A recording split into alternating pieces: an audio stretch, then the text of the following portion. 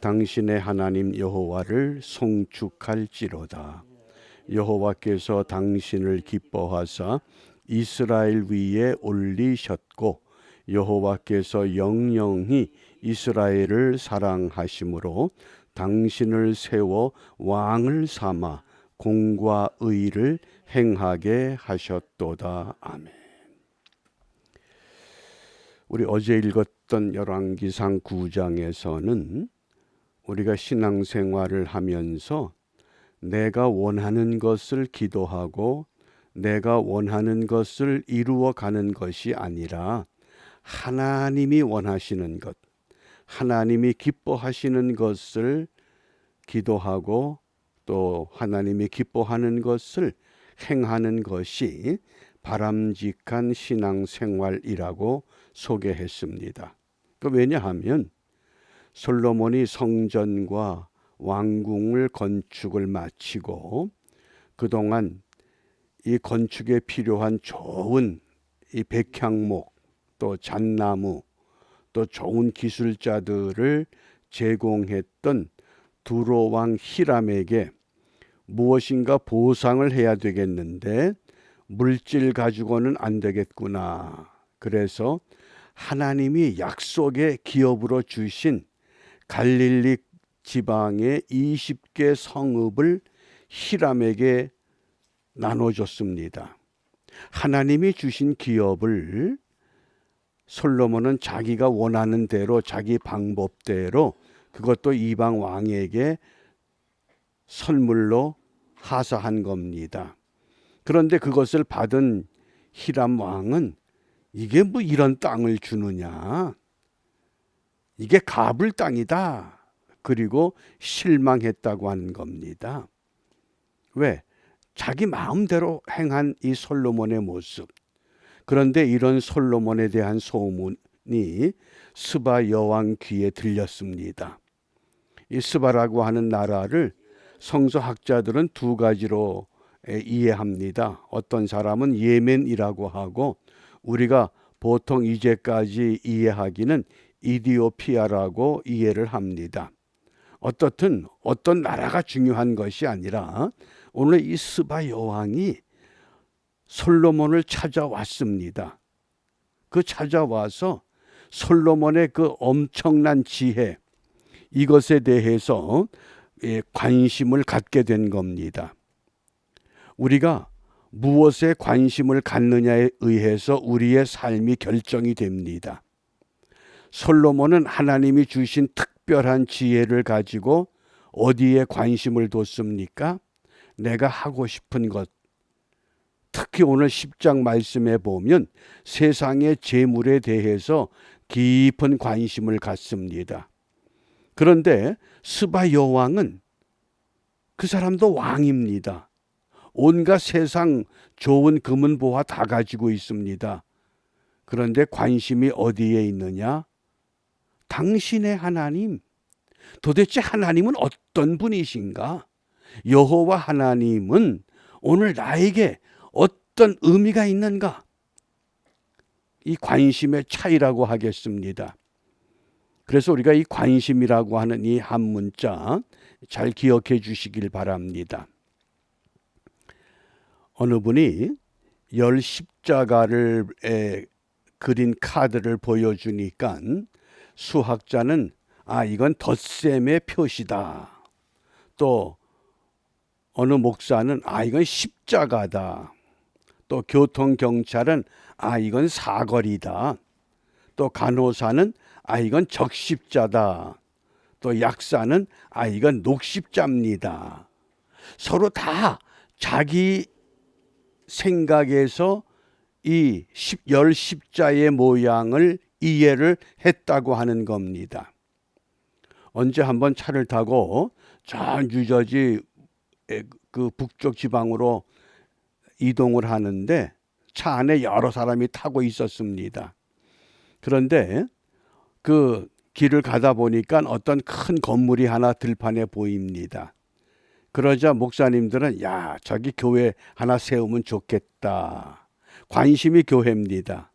그런데 마침 사업을 하던 분이 그거 타고 계셨는데 그분은 야, 저기 우리 창고로 쓰면 좋겠다. 똑같은 건물인데 관심이 어디에 있느냐에 따라서 이렇게 다르다고 하는 것을 우리가 확인해 볼 수 있었습니다. 오늘 바로 그 모습입니다.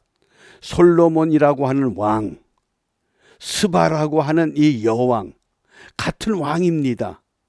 그런데 관심이 어디에 있었는가? 이 솔로몬의 관심을 좀 본문에서 14절입니다. 우리 14절 말씀을 함께 읽습니다. 솔로몬의 세입금의 무게가 금 666달란트요. 666달란트를 현대인의 성경에서는 23톤이다 이렇게 번역이 됩니다. 23톤. 1년 동안의 세입금의 무게. 이게 어마어마한 양입니다. 또 16절과 17절에는 솔로몬 왕이 쳐서 느린 금으로 큰 방패. 이때 방패는 전쟁용으로 쓰는 방패가 아니라 왕이 어디를 출두하게 될 때 그 방패를 들고 나갑니다. 그런데 큰 방패가 200개. 그런데 그 200개를 만들었으니 매 방패에 든 금이 600세겔, 방패 하나에 제작하기 위해서 사용된 금이 600세겔, 3.5kg라고 하는 겁니다. 방패 하나가 금 3.5kg. 또 쳐서 느린 금으로 작은 방패 300개. 그런데 매 방패에 든 금이 3만회. 이때 3만회는 1.7kg입니다. 한번 상상해 보시기 바랍니다. 솔로몬 왕 행차합니다. 그리고 외치면 이 방패를 든 그 큰 방패 200개, 금으로 만든 번쩍번쩍 그 큰 방패가 3.5kg 하나가, 작은 방패가 1.7kg. 이것들이 쫙 도열하고서 솔로몬이 그 방패 앞을 지나간다고 한번 상상해 보시기 바랍니다. 그러니까 솔로몬은 하나님께로부터 받은 이 특별한 지혜를 가지고 관심을 어디에 쏟았느냐. 오늘 또 말씀에 보면 상하로 왕의 보호자를 만들고, 상하로 왕의 보호자를 만들 정도면 얼마나 많은 그 코끼리가 죽어야 됩니까? 그게 솔로몬의 관심이었습니다. 그런데 오늘 스바 여왕의 관심을 10장 1절에서 이렇게 말씀합니다. 스바의 여왕이 여호와의 이름으로 말미암은 솔로몬의 명성을 듣고 와서 어려운 문제로 그를 시험하고자 하여. 스바 여왕이 소문을 들었습니다. 악어 이스라엘의 그 솔로몬 왕이 굉장한 지혜를 가졌다고 소문이 났어. 그런데 스바 여왕은 그건 솔로몬의 천부적인 재능이 아니라 여호와의 이름으로 말미암은 솔로몬의 명성, 솔로몬의 지혜, 보는 관점이 다릅니다. 믿음이 없는 스바 여왕임에도 불구하고 저 이스라엘 왕 솔로몬의 명성 지혜는 천부적인 재능이 아니라 여호와의 이름으로 얻게 된 지혜구나. 정말 이것이 확실한가? 그것을 확인하기 위해서 온갖 금은 보화 예물을 가지고 솔로몬을 찾아왔습니다. 탈무드에 보면 스바 여왕이 솔로몬을 찾아와서 이런 질문을 합니다. 그 솔로몬 왕으로부터 한 100여 미터 떨어진 곳에 2개의 화분을 놓습니다. 그런데 하나는 생화고 하나는 조화입니다. 멀리서 보면 모양이 똑같습니다. 그런데 스바 여왕이 왕이시여, 여호와의 이름으로 말미암은 솔로몬 왕의 명성을 내가 듣고 왔습니다. 저 2개의 화분 꽃 중에서 어느 것이 생화인지 어느 것이 조화인지 구별해 보십시오. 어떻게 해야 됩니까? 그러자 솔로몬은 주저하지 않고 벌통을 가져오라 그럽니다. 그 벌통을 가져왔는데 그 벌통의 문을 열고 벌들을 날려보냅니다. 벌들이 뭉 날아가서는 그 꽃 주위를 돌다가 어느 곳에 앉겠습니까? 생화에 앉습니다. 아, 저 벌이 많이 앉은 저것이 생화요. 그때 스바 여왕이 야, 이게 상당한 지혜구나. 에? 어떻게 저런 지혜가 있느냐? 그러니 이 나라 백성들은 참 행복하겠구나. 그런데 현실은 이스라엘 백성들이 행복하지 않습니다. 왜? 하나님이 주신 지혜를 가지고 백성들을 위해서 귀하게 사용하는 것이 아니라 금방패 만들고 상하 보호자 만들고 엄청난 병거들을 준비하는 전부 자기를 치부하기 위한 이런 것 때문에 결과적으로 솔로몬 다음에 어떻게 됩니까? 그 나라가 남과 북으로 분열되고 많은 비극적인 이야기. 이제 11장부터는 그 이야기입니다. 1장부터 10장까지는 솔로몬에 관한 메시지지만은 이제 11장부터는 분열되는 이야기가 시작됩니다. 얼마나 슬픈 이야기입니까? 무엇 때문에 관심을 어디에 두었느냐? 그 차이입니다. 오늘 우리가 이 팬데믹 시대를 살아가면서 우리 관심이 어디에 있습니까? 정말 나는 매일매일의 삶을 통해서 나의 관심은 어디에서부터 시작되느냐 하는 질문입니다. 입으로는 예수님이 우리의 관심이요 그렇게 대답할지 모르지만은 우리의 속마음이 예수님으로 채워 있지 않다고 하면, 예수님께 붙잡혀 있지 않다고 하면 우리의 삶은 솔로몬과 다를 바가 없습니다. 그런데 이 스바 여왕의 이 관심, 이게 얼마나 놀랍습니까? 당신의 하나님 여호와를 송축할지로다. 여호와께서 당신을 기뻐하사 이스라엘 위에 올리셨고 여호와께서 영영이 이스라엘을 사랑하심으로 당신을 세워 왕을 삼아 공과 의를 행하게 하셨도다. 무슨 말씀입니까? 당신에게 지혜를 준 것은 당신으로 하여금 이 백성들, 이 나라를 진실하게 바르게 통치하라고 주신 것이요. 스바 여왕은 이런 고백을 합니다. 야, 나도 왕인데 나에게도 이런 지혜가 있었으면. 그러니까 이 스바 여왕에 대해서 예수님께서 이렇게 말씀하셨습니다. 마태복음 12장 42절에 심판 때에 남방 여왕이 일어나, 이때 이 남방 여왕은 스바 여왕을 말합니다. 이 세대 사람을 정죄하리니 이는 그가 솔로몬의 지혜로운 말을 들으려고 땅끝에서 왔음이거니와 솔로몬보다 더 큰 이가 여기 있느니라. 지혜를 얻기 위해서 그 먼 곳에서 솔로몬을 찾아왔는데 여기 진짜 메시아 솔로몬보다 더 큰 이가 내가 메시아다. 그리고 유대 백성들을 깨우쳤습니다.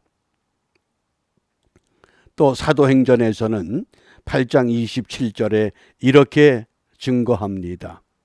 스바 여왕이 하나님이 주시는 지혜에 관심을 갖고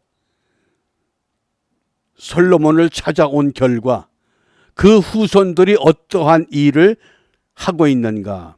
우리 8장 27절 함께 읽습니다. 일어나 가서 보니 에디오피아 사람 곧 에디오피아 여왕 간다게의 모든 국고를 맡은 관리인 네시가 예배하러 예루살렘에 왔다가, 예배하기 위해서 그 먼 곳에서 예루살렘을 찾아올 수 있는 그런 국고를 맡은 관리가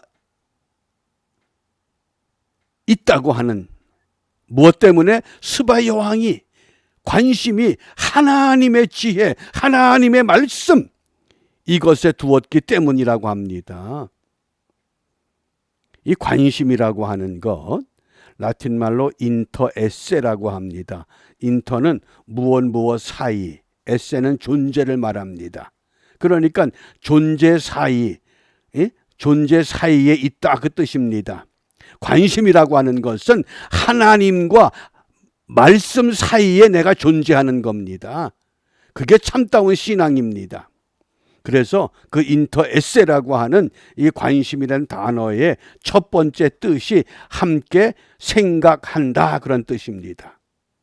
내가 내 마음대로 생각하는 것이 아니라 하나님의 말씀의 좌표에 의해서 그 나침판이 가리키는 방향대로 생각하는 겁니다. 생각이 자유이기 때문에 내 마음대로 하는 것 아니라고 하는 교훈입니다.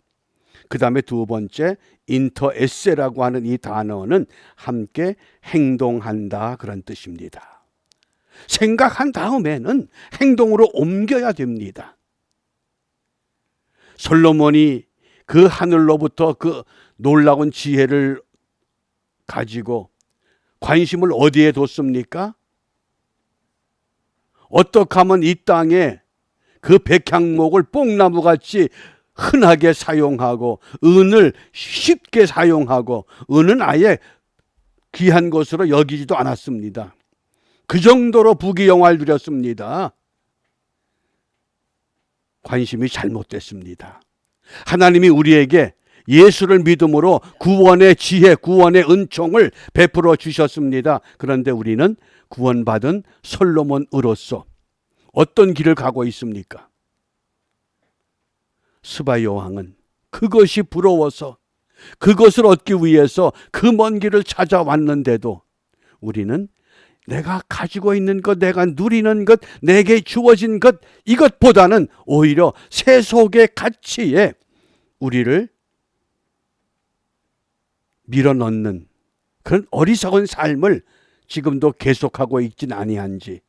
그래서 우리가 이 아침 시간에 기도를 위한 성구입니다. 시편 119편 105절입니다.